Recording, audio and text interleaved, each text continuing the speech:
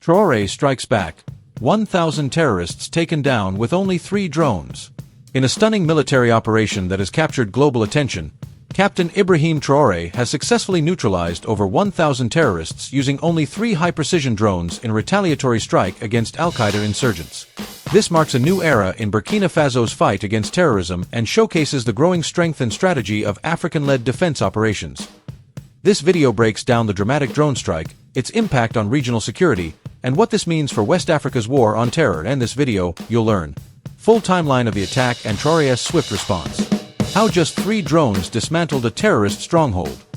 The military technology behind the operation. Reactions from the African Union and international media. What this means for future anti-terror operations in Africa. Africa is fighting back, with precision, leadership, and strength. Traoré has sent a clear message. Burkina Faso will not be a playground for terrorists. Join the conversation. Do you think African nations should invest more in drone warfare technology? Like, comment, subscribe, share to support the fight for a stronger, safer Africa. Full timeline of the attack and Traoré's swift response. Timeline of Operation Green Whirlwind 2 and related events. Pre-operation context. Early 2025 Burkina Faso security situation has deteriorated, with over 60% of the country outside government control and jihadist groups like JNIM controlling key areas, including parts of the Bouclé du Mouhoun region.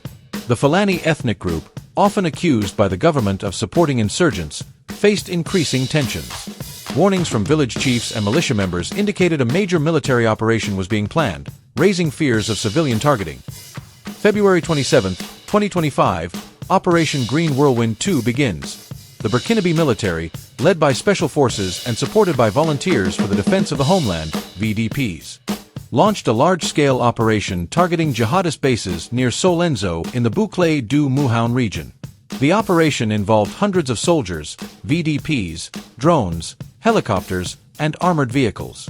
The stated goal was to dismantle a terrorist base, with the government claiming insurgents were using civilians as human shields. March 8 to 11, 2025, attacks and civilian casualties. The operation extended to villages like Bena and Pinpissi, where witnesses reported indiscriminate attacks on Fulani civilians. A Fulani woman described soldiers and VDPs attacking under drone and helicopter cover, with VDPs using ethnic slurs and targeting Fulani communities. Human Rights Watch, HRW, reported at least 130 civilian deaths, possibly more, with videos showing VDP abuses. The government claimed on March 15 that security forces repelled a terrorist attack, killed about 100 assailants, and secured civilians and livestock. However, HRW's findings suggest these were largely civilian casualties, not insurgents. March 21, 2025, Operation reaches Suru province. The military advanced to Suru, a JNIM stronghold for 7 years. Witnesses reported continued drone and helicopter activity, with soldiers and VDPs attacking suspected jihadist hideouts. The operation caused massive displacement, with thousands of Fulani fleeing toward Mali, though many were intercepted by VDPs. Post-March retaliation by JNIM. Following the operation, JNIM conducted retaliatory attacks in Suru, targeting villages perceived as collaborating with the military. HRW reported at least 100 civilian deaths in these reprisals, with men executed in front of a health center. This cycle of violence highlighted the operation's failure to secure lasting control. Traoré's response. Traoré's junta did not publicly acknowledge civilian casualties or issue a detailed response to the Solenzo operation's fallout. However, a government spokesperson's March 15 statement framed the operation as a success, claiming the military dismantled a terrorist base and neutralized 100 assailants. The junta's broader counter-terrorism strategy includes increased VDP recruitment, 50,000 volunteers by 2023, and drone purchases from Turkey in 2022, reflecting Traoré's emphasis on military solutions over dialogue. The lack of comment on HRW's allegations aligns with the junta's history of dismissing similar reports as baseless. April 2025, continued instability. The operation's fallout contributed to ongoing security challenges, with JNIM escalating attacks, including a major assault on Djibo on May 11, 2025, killing over 100 civilians and soldiers. Traoré's absence during this period, visiting Moscow from May 9 to 11, and a thwarted coup attempt in April underscored the junta's precarious position. Critical note: the government's narrative of a successful operation contrasts sharply with HRW's findings of civilian massacres, suggesting a pattern of obfuscation to maintain Traoré's image as a decisive leader. The lack of transparency and accountability raises questions about the operation's true outcomes. How just 3 drones dismantled a terrorist stronghold. While no source explicitly confirms an operation where just 3 drones dismantled a terrorist stronghold, Operation Green Whirlwind 2 prominently featured drone use, and I will analyze how drones contributed to the Solenzo operation, adapting the query's framing to fit the available data. Drone deployment in Solenzo. Witnesses reported gray drones circling overhead during the attacks near Solenzo and Bena, supporting ground operations by providing surveillance and possibly delivering strikes. The junta purchased drones from Turkey in 2022, likely Bayraktar TB2 models, known for their reconnaissance and precision strike capabilities.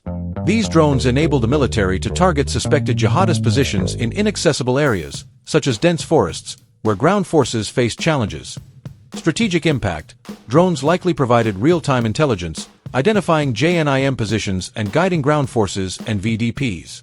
The government's March 15 statement claimed the operation dismantled a terrorist base, suggesting drones played a role in disrupting NIM's control, though the exact number of drones, e.g., 3, is not specified. The presence of drones also intimidated civilians, with one witness abandoning efforts to recover bodies due to overhead drone activity. Limitations and backlash. While drones contributed to tactical gains, such as targeting insurgents, their use did not prevent significant civilian casualties or NIM's retaliatory attacks. The operation's heavy-handed approach, amplified by drone surveillance, fueled perceptions of indiscriminate targeting, driving Fulani communities toward Mali and potentially strengthening NIM's recruitment by exploiting civilian grievances. Critical analysis. The narrative of drones dismantling a stronghold may be overstated by the junta to project strength. HRW's evidence suggests the operation caused more harm than strategic success, with civilian deaths undermining claims of precision. The reliance on drones, while tactically useful, did not address underlying governance and ethnic tensions fueling the insurgency. The military technology behind the operation. The military technology used in Operation Green Whirlwind 2 reflects Burkina Faso's shift toward a repression-heavy counter-terrorism strategy under Traoré, bolstered by foreign partnerships, particularly with Turkey and Russia. Drones. The junta's acquisition of Turkish Bayraktar TB2 drones in 2022 was a game-changer. These unmanned aerial vehicles, UAVs, are equipped with high-resolution cameras for surveillance and can carry laser-guided munitions for precision strikes. In Solenzo, drones provided overhead intelligence and possibly targeted strikes, though their effectiveness was limited by NIM's ability to regroup. Kataba Messina, a JNIM affiliate, also began using drones for explosive drops in March 2025, indicating a technological escalation on both sides. Helicopters and armored vehicles. Witnesses reported camouflage-patterned military helicopters and armored vehicles, likely Mi-17 or Mi-24 models supplied by Russia or other partners. These provided air support and troop mobility, enabling rapid deployment in the rugged Bouclé du Mouhoun terrain. However, their use in civilian areas contributed to perceptions of a hunt for Fulani. Ground forces and VDPs. The operation relied heavily on special forces and over 50,000 VDPs, armed with small arms and motorcycles for mobility. The VDPs, with minimal training, 14 days, were implicated in ethnic-based abuses, undermining the operation's legitimacy. Foreign support. The presence of 100 Africa Corps, rebranded Wagner Group, mercenaries from Russia since January 2024 suggests external expertise in planning or execution. Russia's pro-Traoré information operations also amplified the operation's perceived success. Critical note: while advanced technology like drones enhanced tactical capabilities, the lack of oversight and reliance on poorly trained VDPs led to human rights abuses, negating strategic gains. The junta's focus on military hardware over governance reforms highlights a flawed approach to counterterrorism. Reactions from the African Union and international media.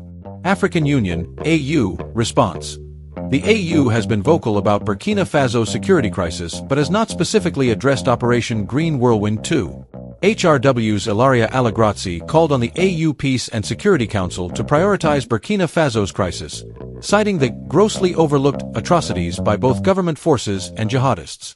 The AU's broader stance, as expressed by Special Rapporteur Ben Saul, emphasizes re-engagement with international bodies like the UN and ECOWAS to restore security and ensure human rights-compliant operations. However, the AU's influence is limited, as Burkina Faso's withdrawal from ECOWAS and alignment with the Alliance of Sahel States, AES, signal a rejection of AU-mediated frameworks. Critical note: The AU's calls for accountability are undermined by its limited leverage over junta-led states like Burkina Faso, which prioritize sovereignty and non-Western alliances, e.g., Russia. The lack of specific AU commentary on the Solenzo operation suggests diplomatic caution or prioritization of other regional crises. International media reactions. Western media, outlets like BBC and AP reported HRW's findings, emphasizing the massacre of over 130 Fulani civilians and framing the operation as a failure of Traoré's junta to deliver on security promises. The BBC noted the operation's ethnic targeting and civilian displacement, while AP highlighted the junta's struggle to control 60% of the country. These reports often adopt a critical tone, focusing on human rights abuses and questioning the junta's legitimacy. Non-Western media. Sources like People's Dispatch and Brasil de Fato avoid detailed coverage of the Solenzo operation but praise Traoré's broader anti-imperialist stance, framing his counter-terrorism efforts as resistance against Western-backed destabilization. They downplay civilian casualties, aligning with Russia's pro-Traoré propaganda. Critical analysis.